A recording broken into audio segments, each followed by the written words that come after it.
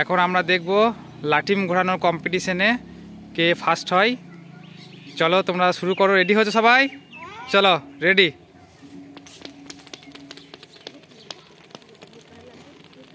হাত দিও না, বর্ণাবো বর্ণাবো, হাত দিও না, বর্ণাবো সরিষো। খুব সুন্দর ঘুরছে, 1 2 3 4 5টা। দেখা যাক কে ফার্স্ট হয়। এই জায়গাটা কাছে এসে পুরো নীল। খুব সুন্দর ঘুরছে।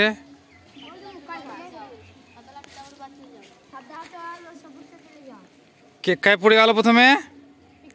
পিকু, তারপরে সুদীপ পড়ে গেছে, তারপরে কে পড়লো?